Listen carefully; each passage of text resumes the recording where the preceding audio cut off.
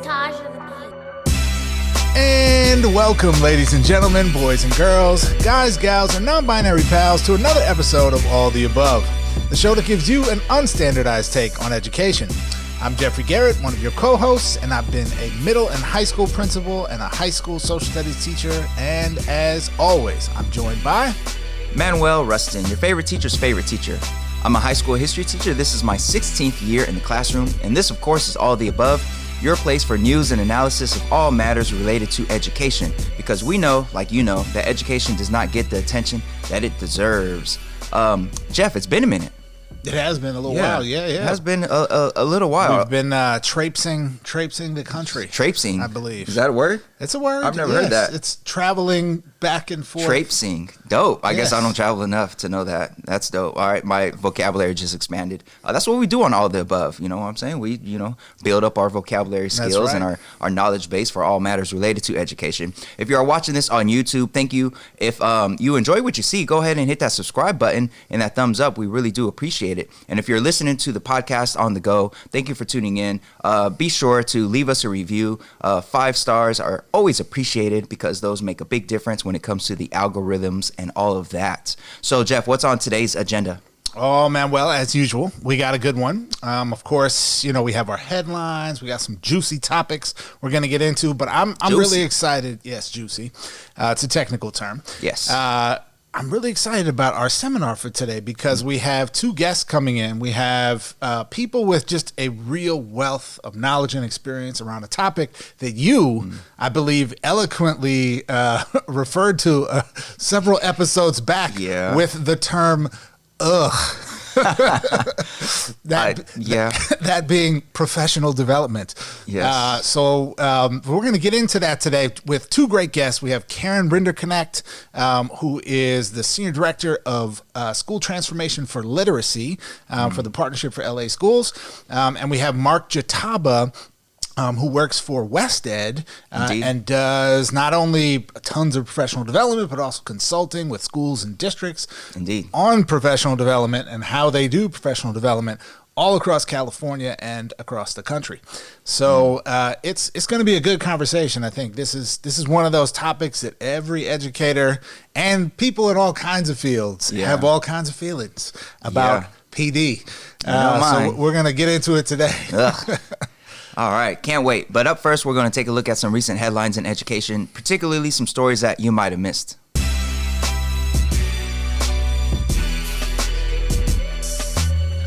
All right, folks, now it's time for today's Do Now, where we take a look at headlines in education. Jeff, how are we going to do the Do Now today? Well, Manuel, as responsible educators, it's very important for us to check for understanding. That is true, yes. So to make sure you did your homework out there, today we have a pop quiz.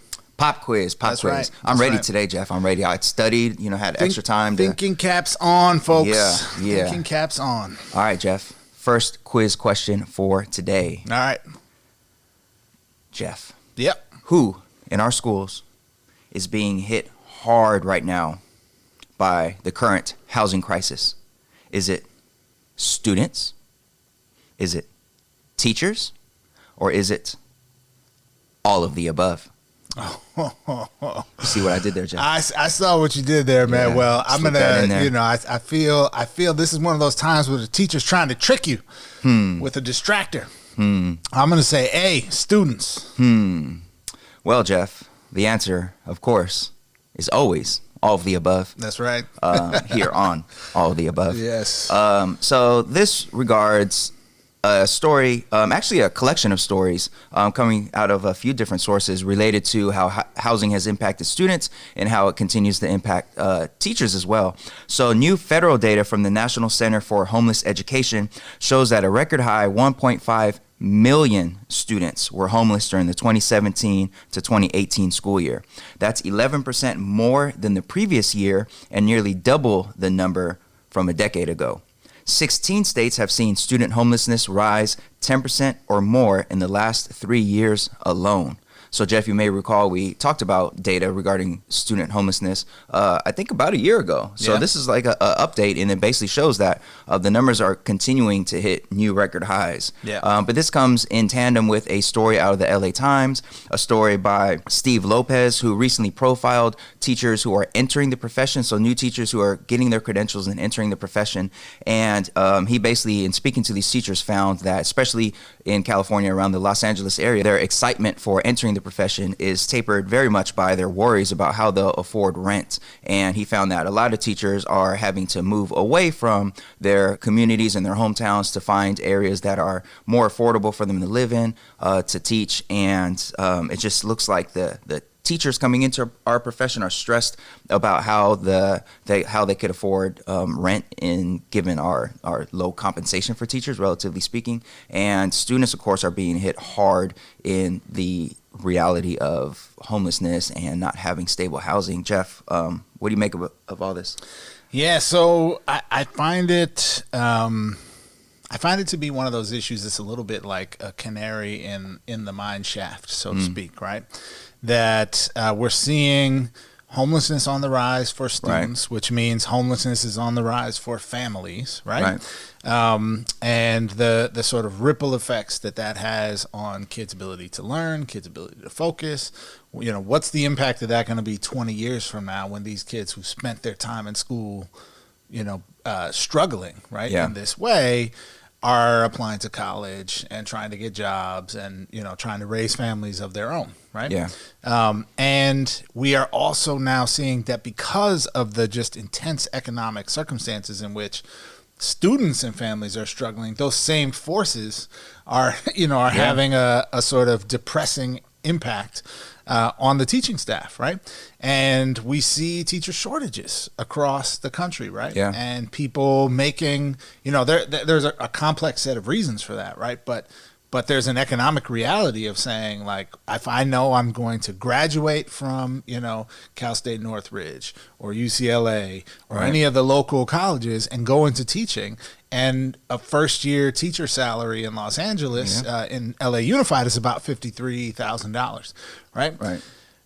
You are a struggling individual in LA making $53,000, right? Like, you're going to need a roommate in order to find any decent housing, right? And so, to be able to have that be your sort of economic situation, right? Or you're going to have to move back in with your family or something, right?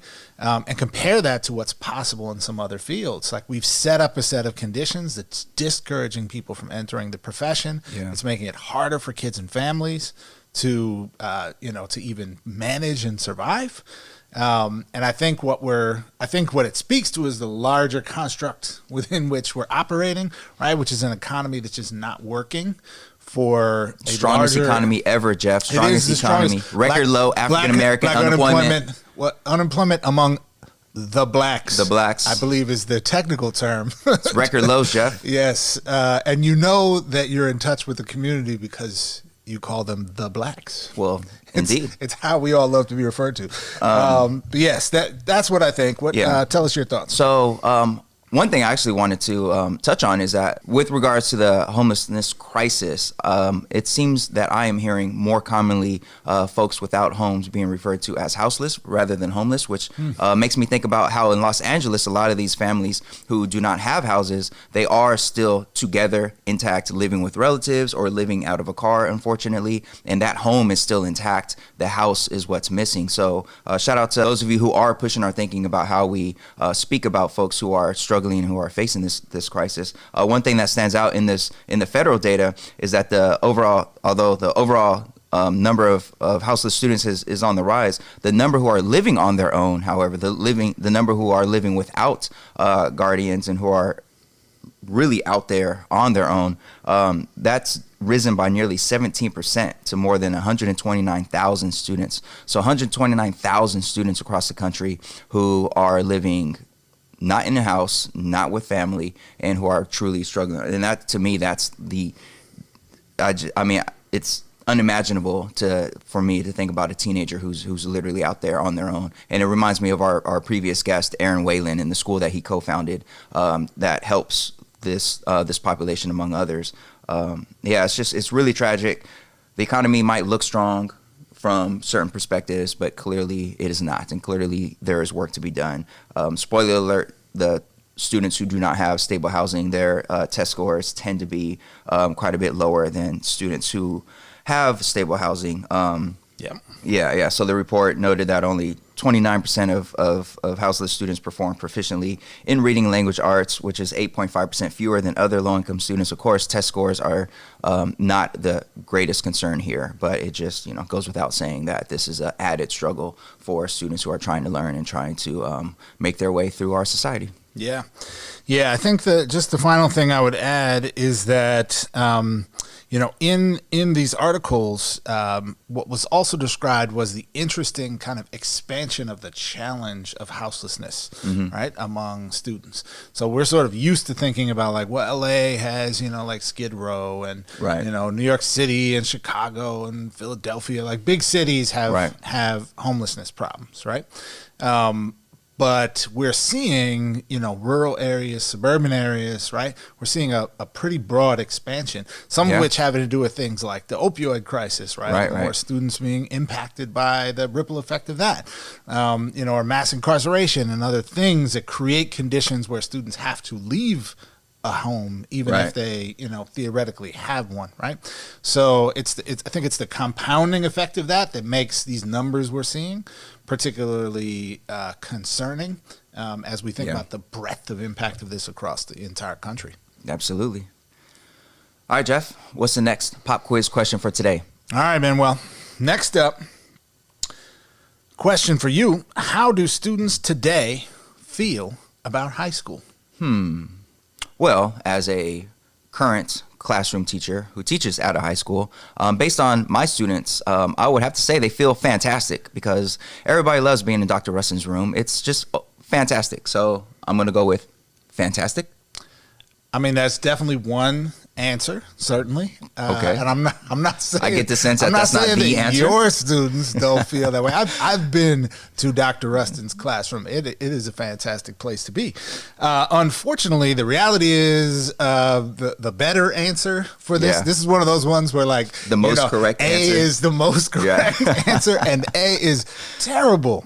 Just absolutely terrible. Man. So let's get into this. In a nationwide survey of over 21,000 United States high school students, researchers from the Yale Center for Emotional Intelligence, and the Yale Child Study Center found that nearly 75%, so 3 out of 4, of the students' self-reported feelings related to school were negative. Right?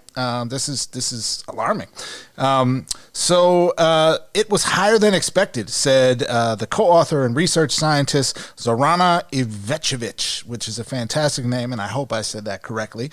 And she's referring to the high rates of responses of students reporting negative emotions being higher than expected.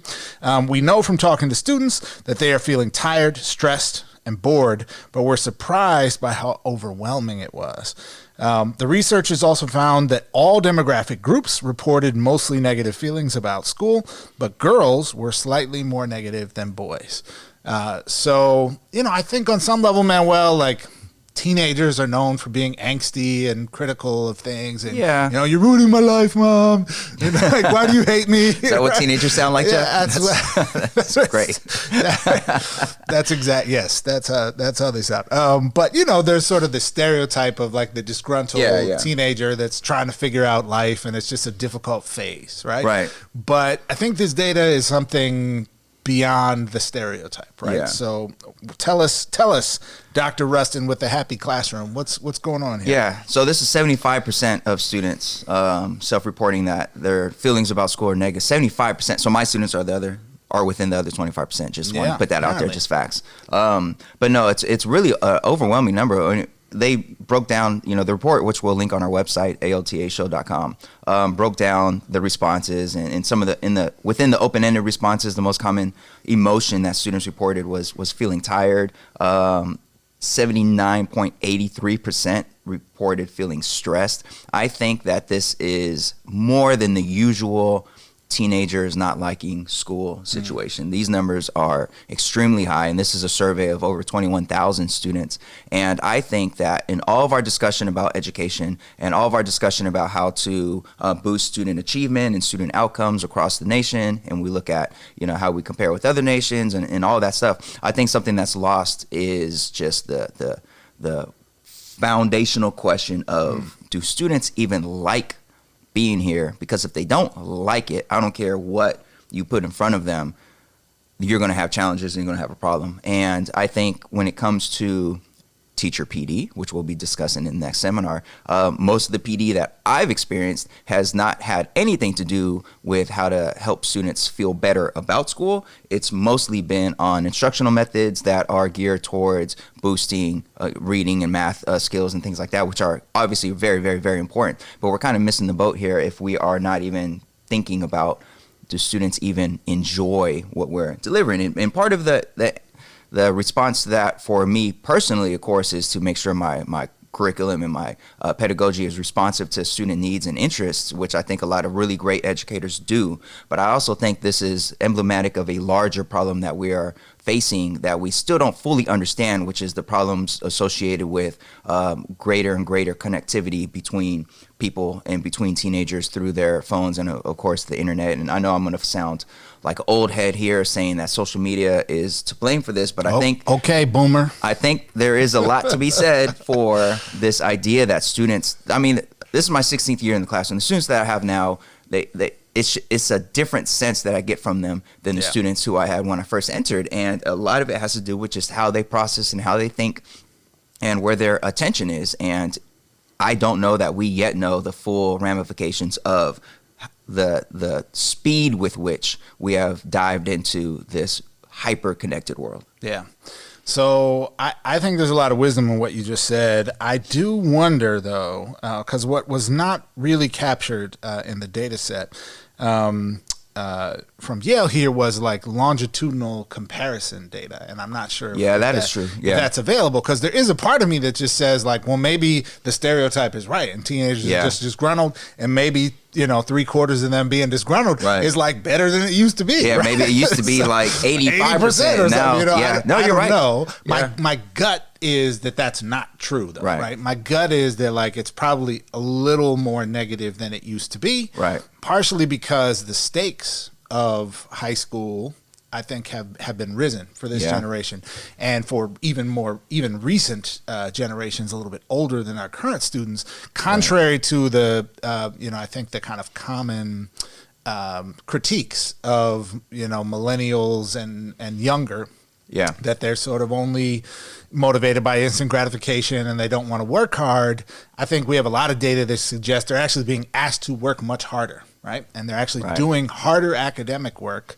We're sending more of them to college. The competitiveness of college is vastly higher than it used to be, right? While the cost is higher than it used to be, and while the stakes of getting in and going are greater than they used to be, right? Yeah. So they're operating at a context that I think is much more potentially stressful in terms of like everything you do. If you're in this club, or if you're not in this club, or if you're president of the club, or if you're just vice president of the club, like that could be the difference between getting in or not getting in, right?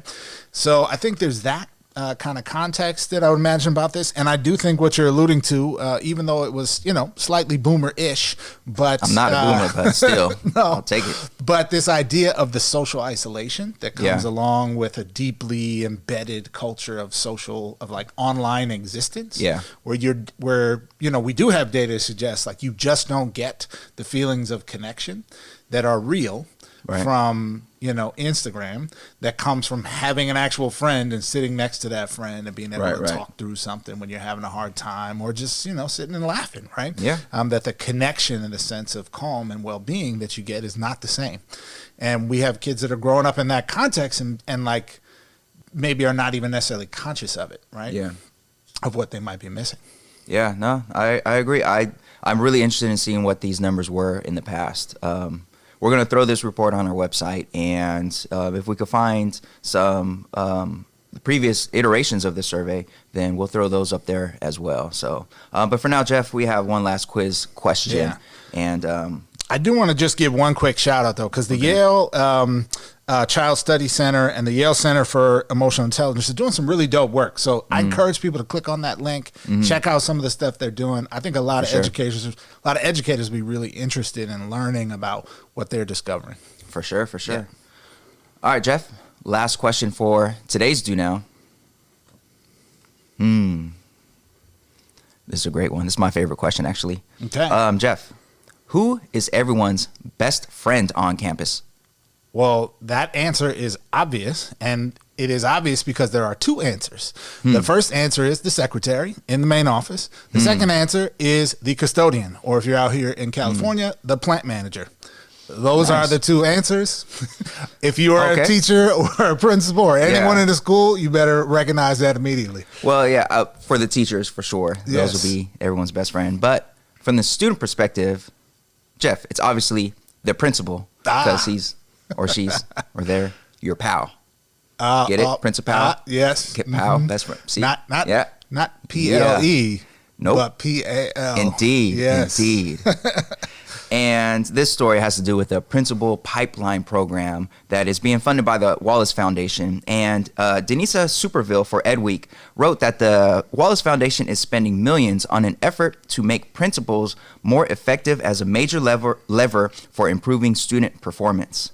A pilot program funded by the Wallace Foundation to strengthen the work of principals ran for several years across 6 large school districts, including New York City Department of Ed, Charlotte, Denver, Gwinnett County in Georgia, Hillsborough County in Florida, Prince George's County in Maryland. All these districts serve between 65 to 95% students of color. The program saw gains in both reading and math and dramatic academic growth in the lowest performing schools where new principals were placed. Also, the program costs amounted to less than 0.5% of the district budget, making it highly affordable and impactful. So, Jeff, this Principal Pipeline Program, it looks like they were able to boost reading and math scores by supporting particular principals in particular schools. Help me understand that. You are the professional principal, the dopest principal that I know, and I don't know much about principals besides the fact that they are largely overworked in the schools I worked at. So help me understand this Principal Pipeline Program and why it looks like successful.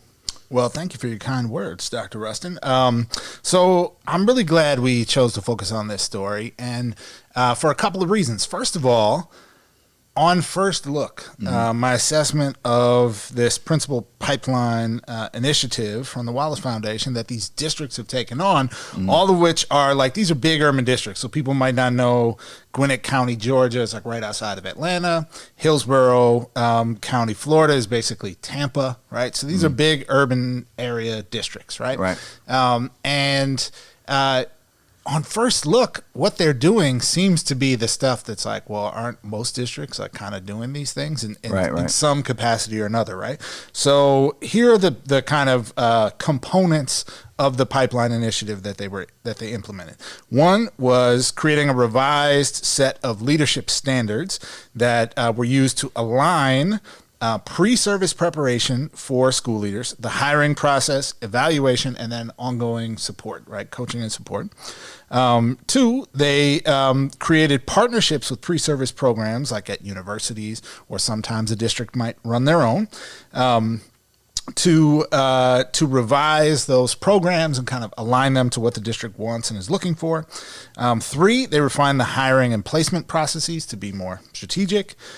4, they refined the evaluation process so that it better aligned with the on-the-job supports that principals are getting. And last but not least, they developed something called a leader tracking system, which is essentially like a data system that's tracking sort of indicators of success or likely success as a school leader. So things like, survey data about how good of a job you're doing from teachers or students or that kind of thing. Student outcome data, related to your work, things of that nature. So on a certain level, I'm like, this is not, new innovative stuff that they're doing, right? I think what's interesting is the coherence that they're bringing to these aspects of a district that often work totally incoherently, right? So like what HR is doing to like fill vacancies of principals, might be just about like how do we most efficiently recruit and hire people, right? And what the the principal managers in the field might be doing is like, well, how do I make sure that my principals are following the rules and not exposing the district to undue risk and liability, and they're checking off all the boxes, right? And the district's data systems might just be like, well, how do we report all the data we need to report to the federal government so we are in compliance with Title I or those kind of things. And it looks like what they're doing is actually just saying, hey, we need to bring coherence to all these things so that we are focused on a set of leadership skills and capacities that are high leverage and that we need and want in our district. And we need to align everything around helping people get good at those things and supporting them, right? And so I think that's the perhaps sadly more innovative aspect of what they're doing here is like helping the district operate coherently to recruit, retain, develop successful leaders, right? And they're seeing significant gains, which is exciting.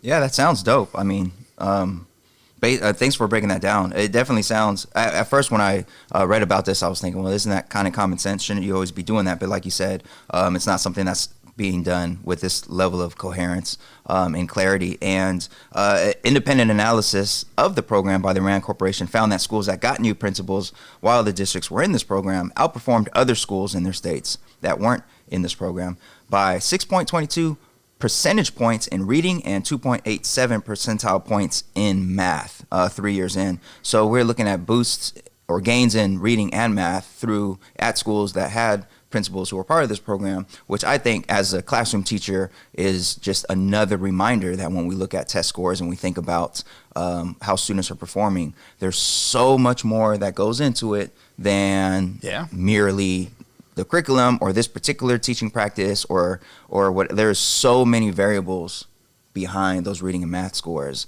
and this is just another reminder, like even principal and what the principal or how the principal is being supported has this much of an impact. And then you go back to our previous story about houseless students and what kind of impact that has. It's just so much that goes into those scores. And for me as a classroom teacher, it's just another reminder that those scores are much more goes into them than simply what I did with that particular class that year. I would agree with that. I would even add that, to me, one of the most exciting findings from this study is that the gains were actually the greatest in the schools that had been the lowest performing schools historically, right? So this is not just a program that's like, taking principals and putting them in the higher performing schools and then they get even better, right? This is having the greatest impact where the need is the greatest, which is exactly like that's what we need to be all about, right? So it's exciting, maybe not like revolutionary in its component parts, but the result could be moving in that direction, which is great. So shout out to the Wallace Foundation and shout out to these 6 districts doing some interesting stuff. And we're not sponsored by them, but Wallace Foundation, if you're looking to be the first sponsor of all the above, then hit us up. Dream big, folks. Dream big. All right, folks, so that's it for today's Do Now. And up next, we will have our seminar discussion about teacher professional development. Stay tuned.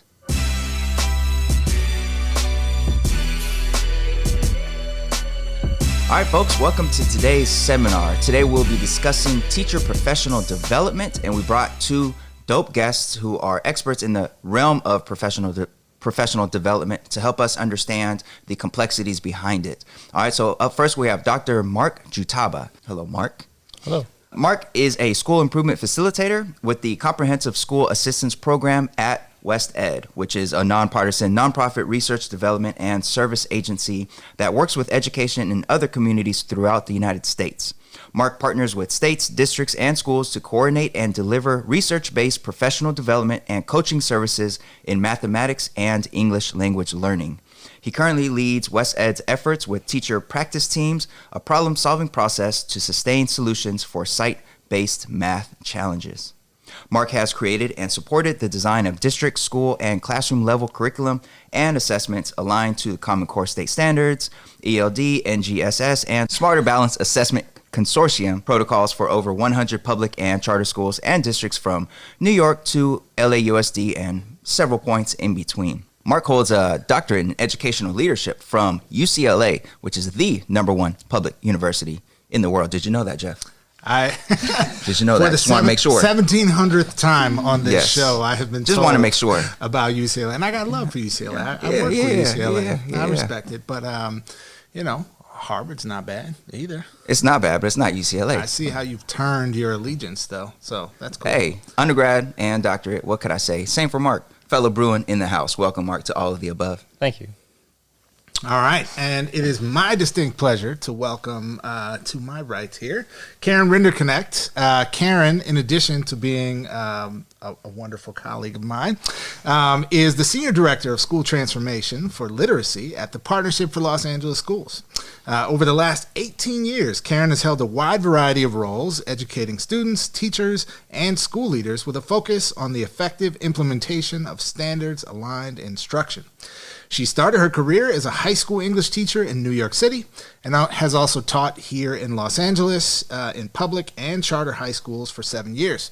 Karin left the classroom to join the Achievement Network, an organization serving high-need schools across 20 states, where she focused on helping teachers and school leaders more effectively use data to improve student learning outcomes. Since 2013, she has led the literacy team. She also holds them with great love. The literacy team at the Partnership for Los Angeles Schools, supporting teachers and school leaders across 18 district schools. She is an instructor for Unbound Ed's Standards Institute, where she is fresh back from in Orlando. And she helps educators from across the country learn how to build more equitable literacy practices in classrooms. She is also a proud mother of 2 lovely children. Welcome, Karin, to all the above. Thank you. Yeah. And welcome, Mark, as well. Thank you. So we're here to talk about professional development, and it was several episodes ago when, in an unrelated story, Manuel brought up a certain idea he was making, and he said, I don't want to say it's professional development, and let out this sigh. There was some mixture of depression and stress and resentment embodied into a sound at just mentioning the word professional development. And we said at that time, that's interesting. We should come back to that topic on an upcoming episode. So I want to thank you both for joining us to talk about this topic of professional development, or PD as it's better known by most educators, because this is, I think, one of those things in our profession where we spend a tremendous amount on professional development, and we do so with the best of intentions. We spend time, we spend money, we spend effort, we bring in brilliant people like Mark and Karin to help folks learn and grow and develop, and yet we maybe don't get the results that we would hope for. So a few years back in 2015, TNTP did a study, or published a study they called the Mirage, which really examined professional development and its impacts nationally. And that study showed that spending nationally on professional development is estimated to amount to somewhere around $18 billion annually. So if we imagine that spending has likely only gone up a bit since 2015, that is a massive investment. And I think it's fair to say we get mixed results from that at best. Why do we spend so much on professional development, and why isn't it working as well as we want? So those 2 easy questions we'll start off with. And maybe I'll start with you, Karin. Why do we spend so much? Why aren't we getting the results we want? So I think there's 2 kind of basic reasons for why we spend so much. One is that we aren't getting the outcomes that we want for our students. And so the idea behind it is that if we train people, right, to do better or do things differently, then we'll get the outcomes we need. So I think it's a Band-Aid approach to fixing some bigger problems. I think the other reason why we spend so much additionally is because structurally schools are not set up for learning, right, and collaboration to work during the traditional school year or the traditional school day, right? So most schools, at least, and I can speak to LA Unified specifically, teachers have very, very little time to actually collaborate, to learn together, to plan together. They come to school one day, right, before the school year starts. So they have one day to actually get things together and work with one another and figure things out. They have a very limited amount of time during the school year. I think it's like 14 days for an hour or something. So if there is any kind of learning or practice or anything that we want to happen with teachers or with educators, we have to do that outside of or in place of the time that we have, right? And so that costs a lot of money. So I think there are some structural issues that lead to a lot of spending, and I think there are some things that we are trying to fix, right, through professional development that we may not be approaching it in the right way. But that's the big goal behind it. 100% agreed. In my travels, why we spend so much is typically on materials and or personnel. Sometimes districts need to cover a position for an internal professional development capacity. So now you're including salary and benefits in addition to materials for teachers, times X amount of teachers at a site or a district. So that cost significantly increases. Yeah, well, as a classroom teacher, I've sat in a number of professional development sessions, and I can tell you from my personal experience, teachers, I guess the typical experience would be teachers on their phones, just like we tell students not to be grading papers, in other words, doing work for another class that they're not supposed to be at that moment, or simply just sort of just being passive listeners to whatever's being presented. But that's just at my school site, in my context. You guys have each worked at a lot or have a much broader experience. What would you say is the typical experience for teachers in professional development? I'll take it. Memo, to your point, the mindset issue. In most cases, it's a compliance mindset from the teacher. Mm-hmm. I'm here because I've done something wrong, so I'm being told what that mistake may be, and here's how it'll get fixed. That typically lends itself to that passive attitude. In terms of the typical experience, I see it in tiers. So one tier is information, providing information of a new service, of a new district initiative, of a new site initiative, where it's, sit and get one and done and you're out. And your other PDs are more to sustain some type of site-wide initiative like a PLC or a new reading initiative or a math program. Right. And the experience, again, is what level of buy-in and contribution does that teacher have? If it's something they're passionate about, I've seen it where they're more invested into the work and there's more higher percentage or probability of it being sustained. If the teacher is not into it, then you're going to see the behaviors that you mentioned. So, I think what's interesting about about your experience, Manuel, and Mark, your response is kind of this idea of teachers having a lot of really negative experiences in professional development, right? Some of that perhaps being the result, like maybe there's kind of a chicken and egg phenomenon of like, I'm resistant to this, so I'm making it not a good learning experience. But some of it being, the sort of endless carousel of new reforms that comes through and, mediocre at best facilitation sometimes from the principal who might get up and not have really prepared, or another colleague who might have not had a lot of time to put into getting ready to deliver this learning experience. But whatever the source is, being in this situation where we have mediocre quality learning experiences, not enough time, like you said, Karin, and then an audience that's kind of like, whatever it is we're talking about, it's just the new flavor of the month. I'm just going to grade my papers and, be on my phone and wait till 3:52 when I can walk out the door. I mean, for the record, I just want to go on record if my administrator is listening or watching. I am always fully engaged in professional development. I do not grade. I do not look at my phone. I am fully there. You, But go ahead. retract your previous statement? Is that what That's you what said? other teachers do. Other teachers, not those me though. Other teachers, not me. okay. Yeah, just Yes. wanted to clarify. No, but I've certainly seen similar situations, right? And actually been in a situation as a facilitator where people are like, "Wow, thanks for this not sucking today," right? And so I'm wondering, Karin, maybe if you can talk to us a bit about like what does work in professional development, and what are some of the things that like get us out of this chicken and egg phenomenon that I was describing.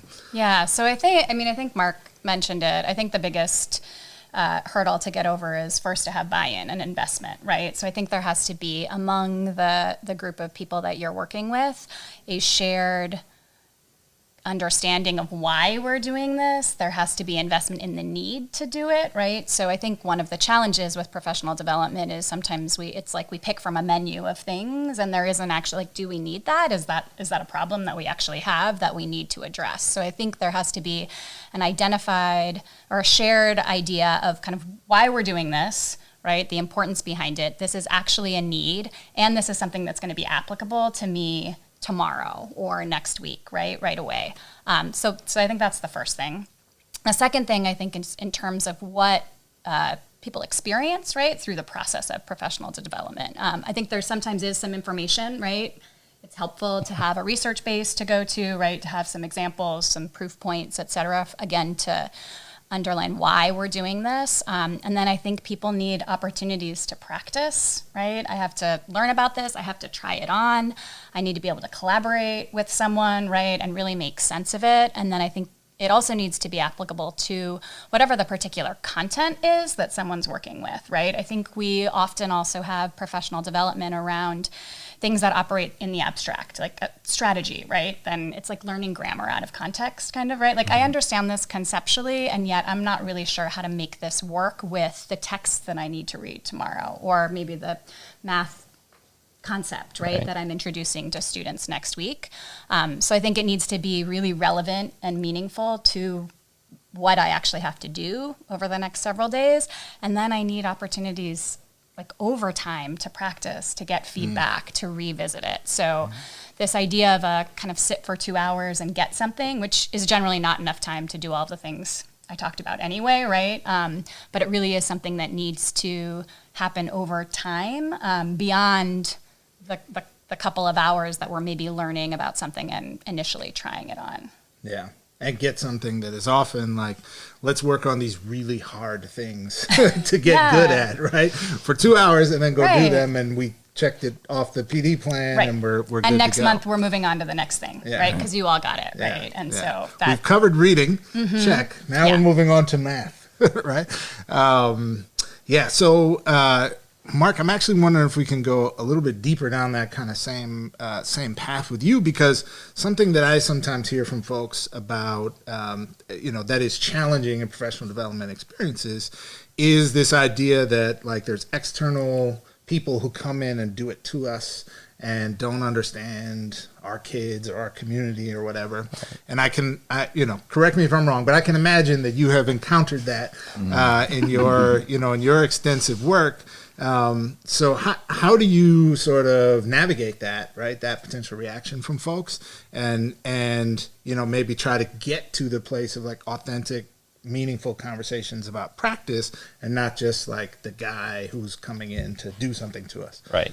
So 100%, to Karin's point exactly, where it works best is authentic teacher contribution. They see themselves in whatever program is being presented to them. If their heart isn't into it, you're done, right?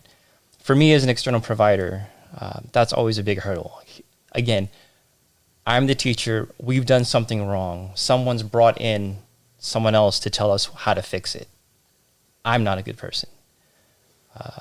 So in my line of work, how do we address that? We really try and ground the work in your experience. What is your reality? Who are your kids? I can't tell you how many times I've heard, great, but those aren't my students. So where I've seen success is, well, let's talk about your students in this work. Then we start to get to see the more authentic contributions and buy-in. Oh, this is how it will apply to me tomorrow, right? if I do my job correctly, I'm just providing options and a way to think for teachers. It's on them to take that and carry it forward. All right, now, so those are a lot of, you each touched on things that help make PD much more effective in terms of teacher buy-in and them feeling that it actually does connect with who they are and who their students are. What are some common PD practices that you see that clearly simply just do not work? Talking at people for extended periods of time, like reading from slides, right? Yeah. Clicking through. I think, I mean, I would equate it to a classroom in a lot of ways, right? If you don't have, again, kind of people talking about something, thinking about something, trying it on, asking questions, right? Like if there isn't time to actually process and to do, then I think PD is generally ineffective. Karin, are you trying to tell me that my 12-point font with 36 bullet points on my slide that I just read to a room full of people, that's not effective? Is that what you're saying? Okay. Well, it helps if you attach a really big binder to it to deliver to, the bigger the binder, the more effective. The binder. Yeah, exactly. Yeah. To add on what doesn't work, the one and dones rarely, if any, sustain the work. Where it does, it's only because there are already systems in place. There's a culture back at whatever site to move that work forward, right? Where it doesn't work, again, if the teacher doesn't see themselves in the work, it's not going to happen. And Karin mentioned it, the ability to tinker, to iterate, to get real-time feedback and adjust my practice without fear of evaluation or something that will happen if I don't do it correctly. That's where it won't work, right? Yeah. So, I'm glad you brought that up, Mark, because I think we often think of PD as being like a thing that happens in isolation from the rest of the work, right? Which is maybe the first brick in the wall of ineffectiveness of professional development. But I'm wondering if actually we can hear from you both about what are those aspects of a system around the professional development that happens that actually enables it to be effective, the culture that you named, what are the things that you've seen that are a part of that culture that make for professional development that works, right, and that feels good to people who are involved? Sure, I'll go. Yeah. So when we talk about systems, I tend to talk function, not form, right? PLCs, learning walks, lesson studies, those are a form. The function they serve is some system to gather real-time data to address a gap, a problem. So PD that works is a school that has a system in place to develop learning in teachers. So what are all those various systems? What systems do you have to gather data that informs a gap? What systems do you have around communications? To disseminate information, to gather information, to give feedback to teachers, between teachers and administration and support staff. If those are in place, I tend to see PD be more successful. Yeah, I don't have a whole lot to add to that. I would agree. I mean, I think the first thing you have to have in place is a means of collecting information about what is not working, and do we all agree, right, that that's not working and that this is a problem we need to solve, right? So some collective buy-in. So you need bodies that do that work, right? You need teams of teachers that are thinking about what are the outcomes we want to see.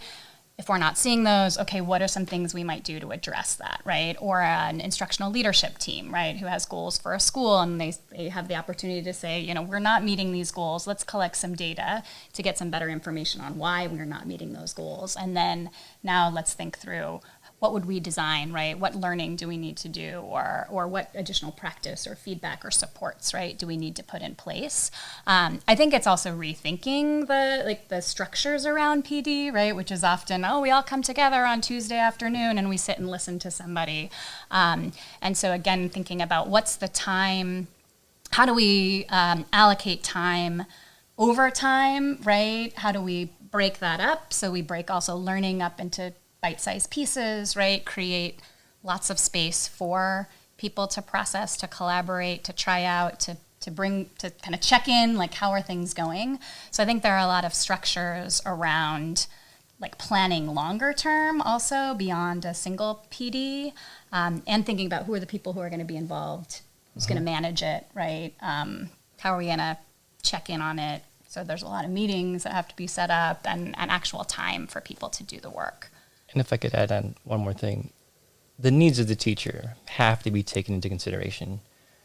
Where I've had success in this work is the solution to whatever problem comes from the teacher. So we value their expertise, their knowledge as an educator. So we bring all that into the solution process. You've been trained, you have experience. What do you think you would want to do given our problem, right? And it's scary for teachers, but it's also empowering, right? Oh, you really care what I think. You really care what I bring to the table versus you've done something wrong, do this thing, and we'll be in next week to evaluate. Mm-hmm. Yeah. All right, so now as a teacher, I've been in the profession this is my 16th year now in the classroom, and I got to say most of the PD that I've experienced has been geared towards testing and curriculum. So when we brought up the topic of PD a few episodes ago, we were talking about suspensions, and I think I said something about how as a teacher, I know there are many, many ways I could address a student's needs without reaching for that referral and kicking them out. And I might have mentioned something about like maybe we need more PD around that. And I was thinking the reason I had that negative reaction is because when I thought of PD, I thought of what you referenced earlier, Karin, is like Band-Aid solutions. And when I think of PD, I also think testing and curriculum. And Jeff mentioned the TMTP report earlier on that cited $16 billion, something like that, being spent on PD. And as a teacher, I got to say there is a concern that a lot of the folks getting that money for PD have relationships with the companies who are providing the tests and with the stakeholders who are pushing for tests, and just that whole fear over this testing industrial complex draining our resources when we could be talking about things like suspensions, culturally responsive pedagogy, all these other things. So in your experience, what have you seen as the impact that the focus on testing your curriculum has had on PD and on whether or not teaching practice is being shifted based on that? It's a deep question. It is. We only ask the deep questions about all the above. So in terms of testing, I see value in it only in the sense that it would be helpful for the teacher to understand the interface, right? So given Smarter Balance, given the CASP test, it would make sense to give development on how to help teachers teach students how to interface with this assessment. Right. That makes sense. When we get into curriculum, I think we need to fundamentally redefine the word curriculum. A textbook is not a curriculum. It is simply a resource. So professional development for curriculum, 100%, that to support what is taught and learned. A textbook is just in service of that process, right? Where professional development to support a teacher in identifying, tinkering, and developing how they introduce material, how they help students move through the material and beyond the material, that's where the focus should be. Yeah, I would agree. I think that, in the network of schools that we support, we do spend time with teachers thinking about assessment and thinking about curriculum. And I think we've actually had some success in both areas, but for two reasons. One, where there's, again, investment in whatever the assessments are telling us, right? Like if our end goal is to know whether our students have mastered their letter sounds, right, by, the middle of kindergarten, it's very valuable to have some assessment data, right, to be able to take a look at and to think about, okay, which among my kiddos have not mastered these sound spelling combinations, and then what additional support do they need? And I think you can apply that up if you think about what the assessments are telling you and how to use that information, again, with that goal of student learning, right, in mind. So I think that PD or supports around how to think through kind of how do I interpret these outcomes and then really use them to support student learning when there's buy-in, I think have been effective and helpful for teachers because there's a lot of testing, Right. And so I think it's also helpful to help people think about, well, what do I need to pay attention to? What can I use in my classroom? And what is not, is maybe part of this kind of bigger system that right now it is the way things are, and I don't need to live there. I think around curriculum, similarly, right? It's where I've seen PD around curriculum be really helpful is when teachers are able to like spend time with the resources, also understand like why are we using these resources, right? If you are working with teachers who are like, I don't like this textbook, I don't believe in what this is doing, then forget it, right? But if you have a really high quality curriculum that supports students with accessing, my background is literacy, right? So I'm living in like texts and tasks, right? And so thinking about how are we really, building knowledge around particular topics through texts, and how does this curriculum work to help do that, right? So really understanding curriculum design in a way, and where you have a true curriculum versus a textbook, which is missing all of those pieces. But then I think most importantly, that connection with who are the students in my classroom, right? And what do I need to do as an educator to design instruction that supports my students in really accessing these texts or accessing these tasks and thinking about these, big, meaty, critical questions, right? That we want them to grapple with and write about and come up with ideas around. So it's less around the curriculum and more around actual instruction, right? Like, how do we really make this be meaningful for students in our classroom? And it happens over time too, right? Like, especially when there's something new, right? And there's a lot of fear, I think, sometimes that like I have to do it perfect on day one, and that's not gonna happen either. So I think we also have to have a lot of kind of grace and support people through a process versus dropping a book and saying we expect to see this next Wednesday, right? You're going to be on lesson 5. But we covered reading last month, Karen. Exactly. Yes. The kids should be reading now. Yeah. I'm sorry, Mark. What were you going to say? I was 100%. The teachers being able to work without fear of repercussion or consequence, knowing what we expect from our students. We know they're not going to get it right off the bat the first time. So why would we expect the same from our teachers? So again, professional development where a teacher is allowed or given the freedom to tinker, to make mistakes and get feedback, to get better.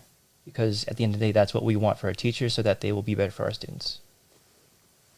So, there's so many things that have come up for me in today's conversation that I think actually get to, just on a personal level, my kind of like orientation and philosophy around professional development that I had as a teacher and certainly had as a principal, which is, in general, I have been a person who is highly skeptical of external PD as a major driver of change in a school.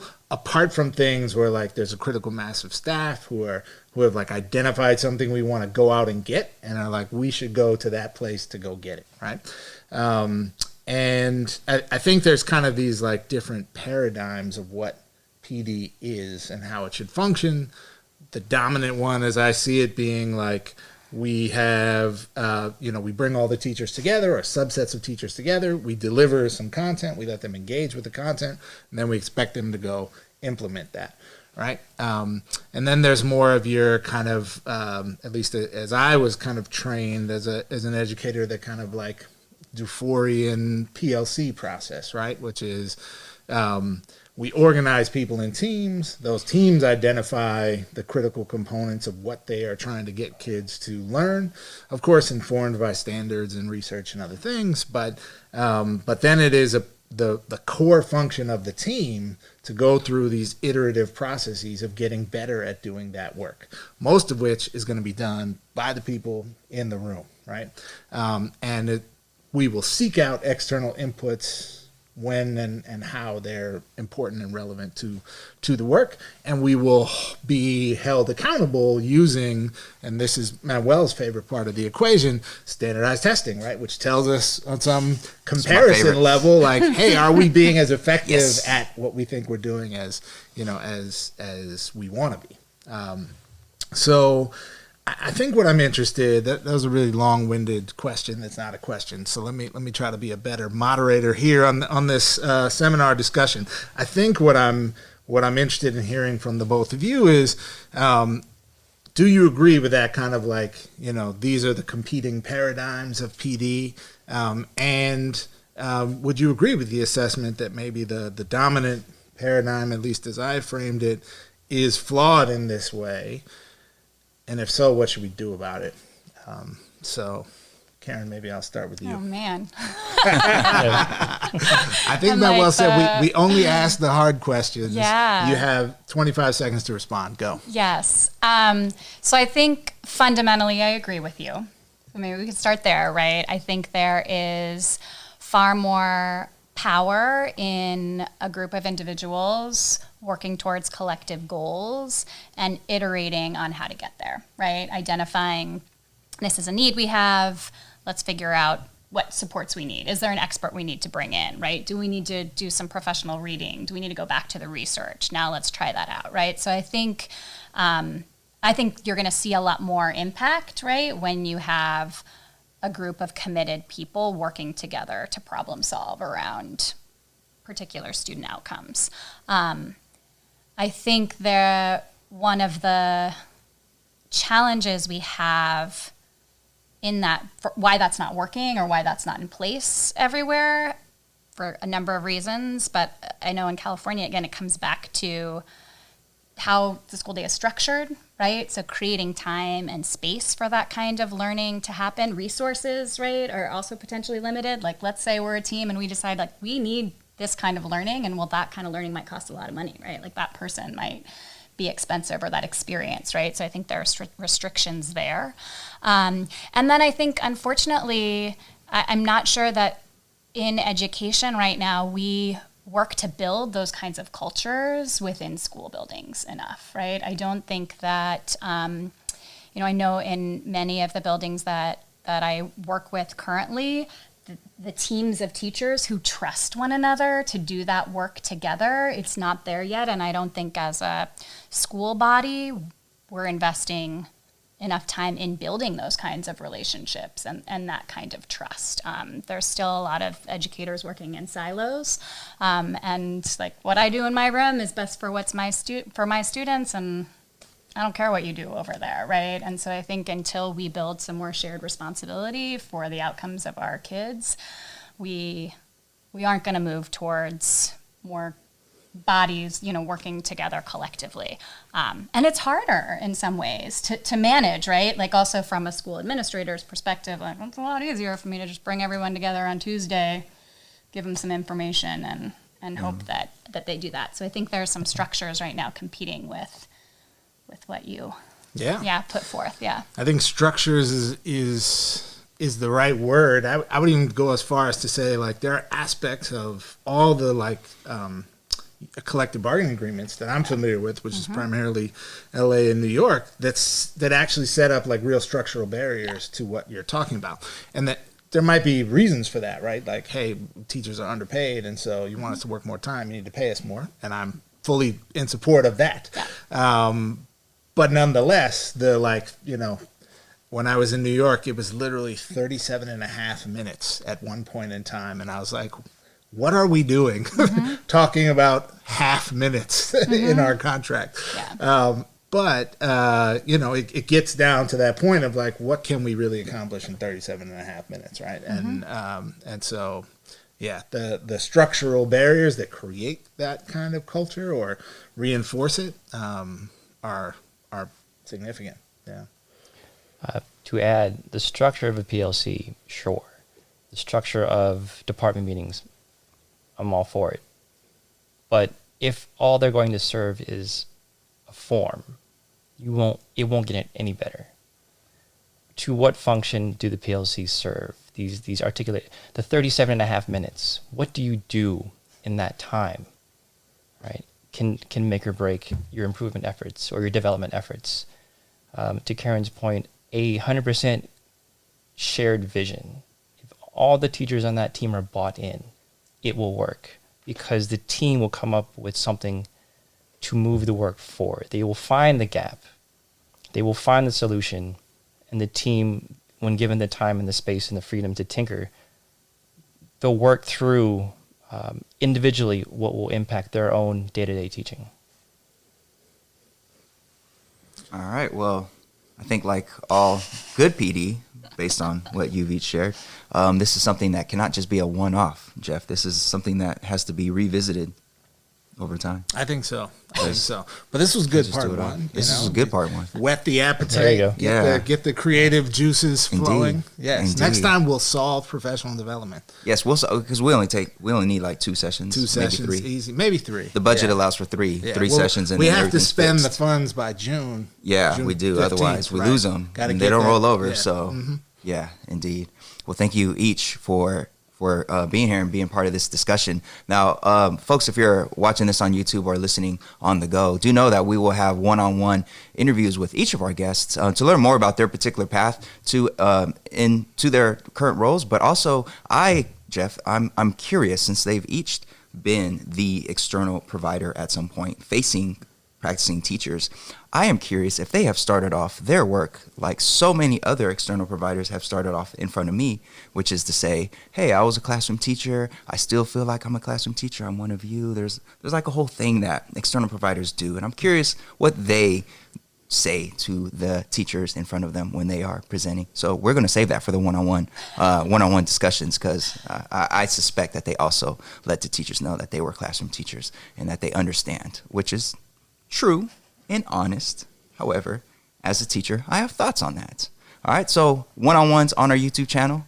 Head over there, youtube.com/alloftheabove, to hear more about their journey and to hear how they start off their professional development sessions when they have had teachers in front of them kind of wondering what this is all about.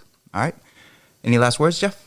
Thank you, Mark. Indeed. Thank you, Karin, for joining us today. Great discussion, and I think I would agree. There's still more dots to connect here, more things to unpack. So perhaps a further discussion down the road. Indeed. All right, folks, up next will be our Class Dismissed, where we take a look at folks doing excellent things in the world of education. Stay tuned.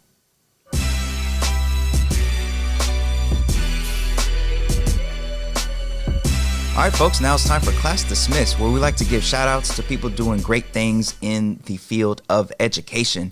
Jeff, who do we have today?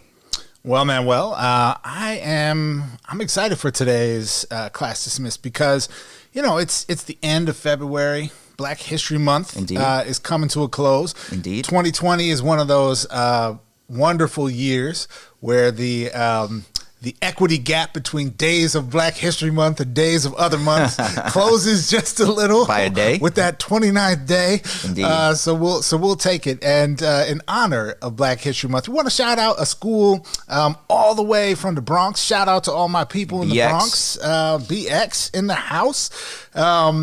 That's doing some really exciting things around celebrating Black history. And I think lots of schools across the country do all kinds of stuff, right? Readings and performances and assemblies, and that stuff is great. But this school took a particularly unique approach. And this school is called Leaders of Tomorrow Middle School. It's on the Richard R. Green campus in the Williamsburg section of the Bronx. And they really took an approach of creating a museum throughout their entire school. So all of the hallways in the school were just covered in Black History Month images and exhibits with different themes in each hallway. So they have like a, Leaders of Perseverance section, and they have a section on Martin Luther King's life and legacy, and a section on, Black hip hop artists, and a section on Black Wall Street, and all different kinds of stuff spread throughout the school. They were featured recently on CBS 2 with a little special in New York City, featuring one of their teachers, a guy named Barry Curtis. So we want to give a shout out to him and all of the staff at Leaders of Tomorrow Middle School that I think did something really great, really noteworthy, and maybe something that other schools might try to emulate, next year or next time around when we, really want to do something special to celebrate the contributions of Black folks in American history. That's dope. That's dope. I always appreciate a nice, responsible Black History Month celebration at a school, because too often you hear about some really problematic stuff. Yeah. As people try to cover so-called Black history. So that's dope. Shout out to that school in the Bronx. Thank you for tuning in. If you are watching this on YouTube and if you've enjoyed what you've seen, please, what did the young people say? Smash that subscribe button. Do that, and we would very much appreciate it. And of course, if you listen to this podcast on the go, please consider rating us and reviewing us, because that makes a big difference, and that will be very helpful for us. All right, so thank you for tuning in, and we will see you next time.